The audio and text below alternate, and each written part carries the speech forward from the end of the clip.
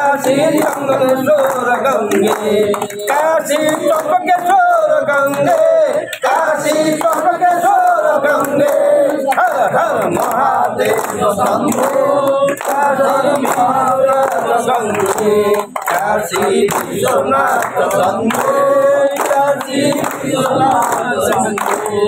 गंगे हर नर्मदे हर जटा शंकर हर ओम नमः पार्वती पति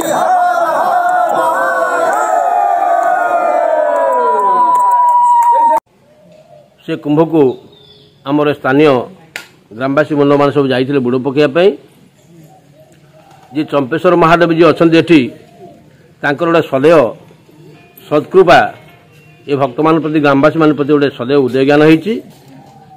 जो अमृत कुंभ त्रिवेणी आणिक आसी आउ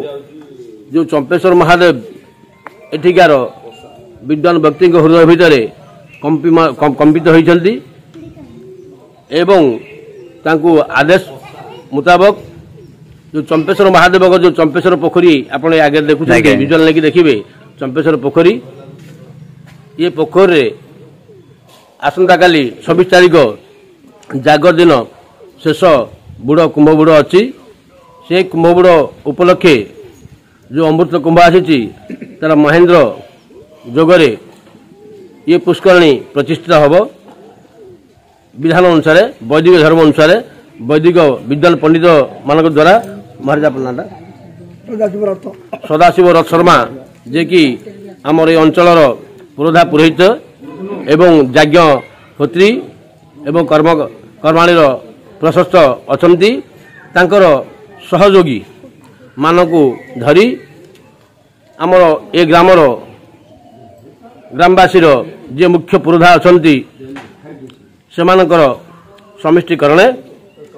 काली सुप्रभात रे अमृत बेला जोगरे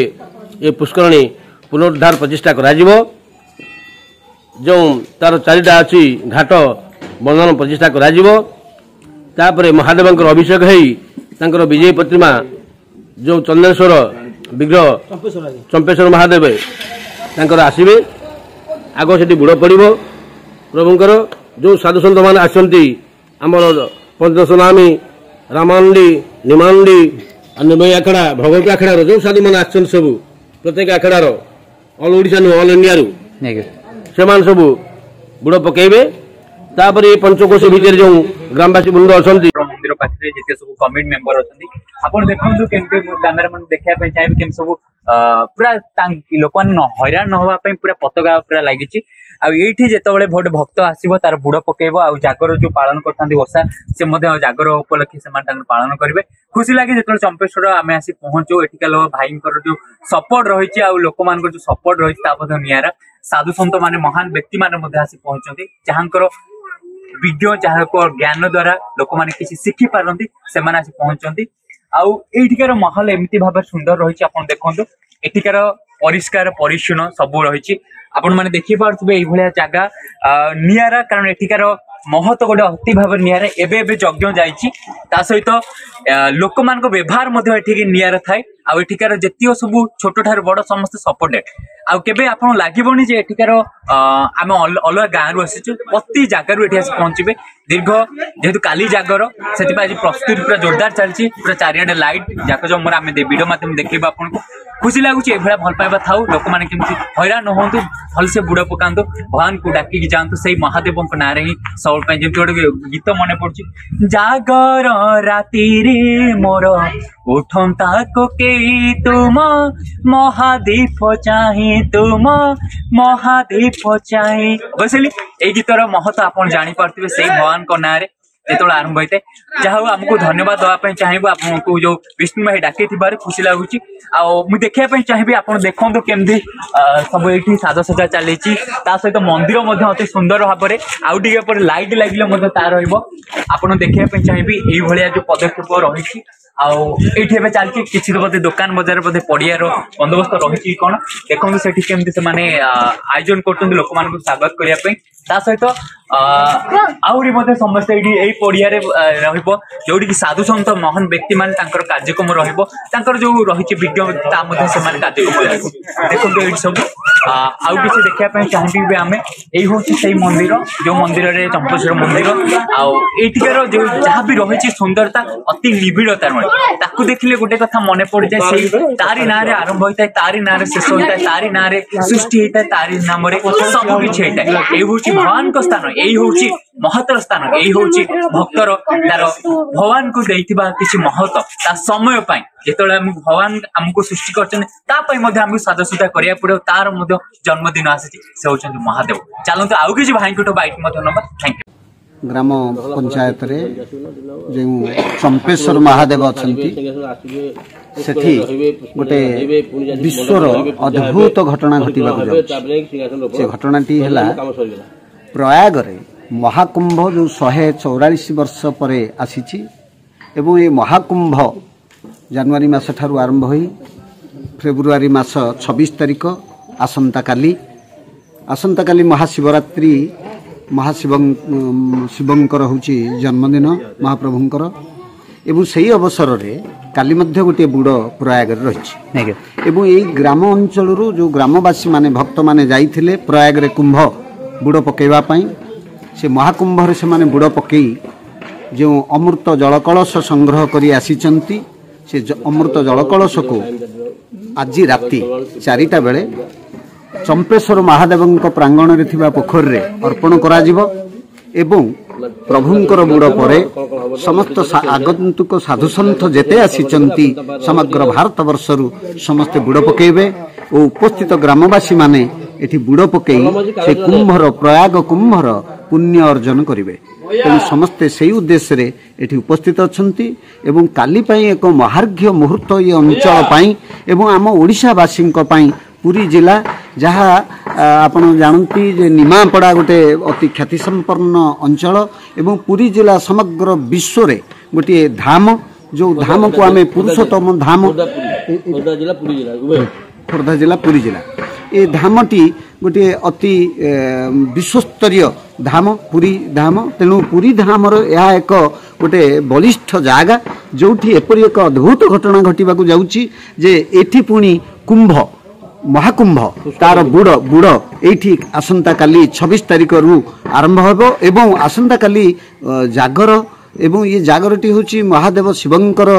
जन्मदिन विवाह दिवस भी कहा जाउची गंगांकर जन्मदिन कहा जाउची एवं आसंता काली रुद्राक्ष वृक्षर मध्य जन्मदिन यही अवसर रे जतेले गोटे बुड़ पकेबे भक्त माने श्रद्धालु माने साधुंक सहित यह एमानक पई गोटे महार्घ्य मुहूर्त होबा को जाउची एवं यह एही वर्ष जे केवल हेकरी सीमित रहइबो ता नुहे यह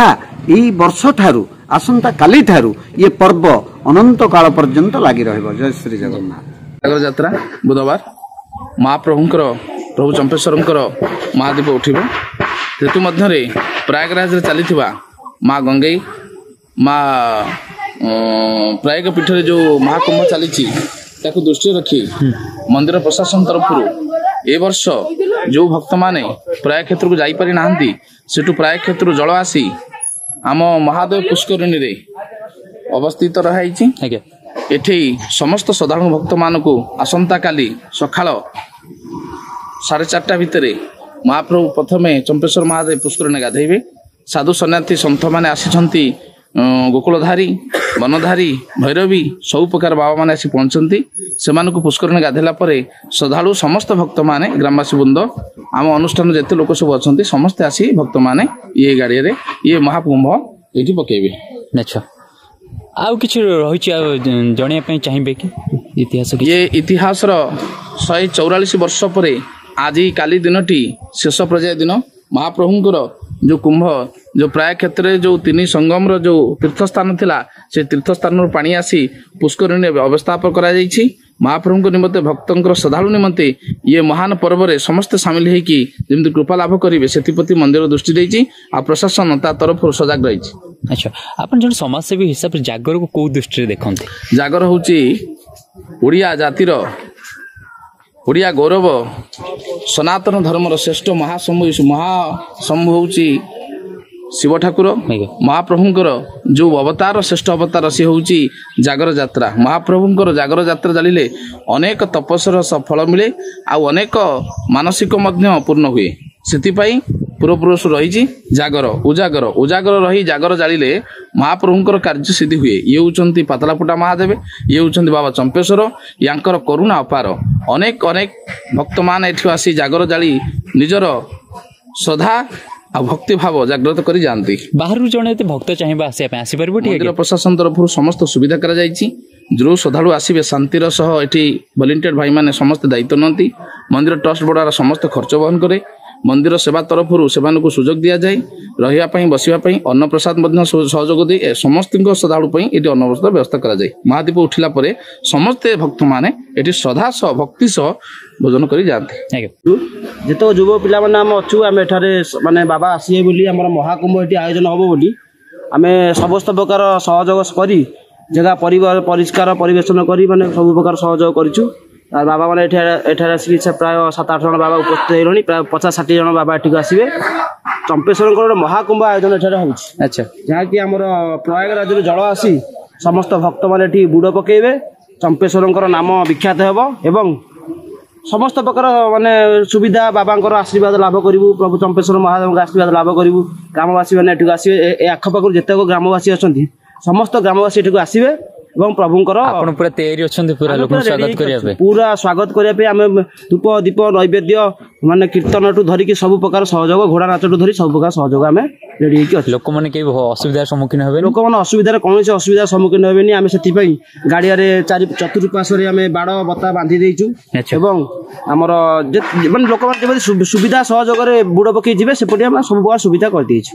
ଆଚ୍ଛା, ଆଜ୍ଞା। କେମିତି ରହିଛି ଜାଗର ପାଇଁ ପ୍ରସ୍ତୁତି? ଜାଗର ପାଇଁ ଜୋରସୋରରେ ଠାକୁରଙ୍କ ମହିମାରୁ ଚାଲୁଛି। ଭଲ କୃପାରେ ଠାକୁରଙ୍କ ମହିମାରୁ ସବୁ କିଛି ଜୋରଦାର ଚାଲିଛି। ଆଉ ମହାଦେବଙ୍କର ସେତିକି ଇଏ ଥିବାରୁ ଏତେ ଜନସଂଖ୍ୟା ବଢ଼ିଛି। ଆଉ ମହେଶ୍ୱର ଯିଏ ପାଖରେ ଅଛନ୍ତି ମୋର, ମୁଁ ଯେତେକ ପୂଜାପୂଜି ମୁଁ ଗୋଟେ ସେବାୟତ, ଠାକୁରଙ୍କର ସେବାୟତ। ଆଉ ଏଠି କିଛି ସବୁ କିଛି ହବାରୁ ମହେଶ୍ୱର ବହୁତ କିଛି ସାହାଯ୍ୟ। ଏକତା ଭାଇ ଜୋରରେ ପୁରା ଭଲ ପାଇବା ଲୋକମାନଙ୍କ ମନରେ ବହୁତ ଅଛି। ଭଲ ପାଇବାଙ୍କର ତ ଲୋକଙ୍କର ବହୁତ ଅଛି କହିହେବନି। ଠାକୁରଙ୍କର କୃପାରୁ ଭଲରେ ସବୁ କିଛି ହଉ। ଆଜ୍ଞା, ଆଉ ଏଇସବୁ କଥା। ଆଜ୍ଞା, ଥ୍ୟାଙ୍କ ୟୁ।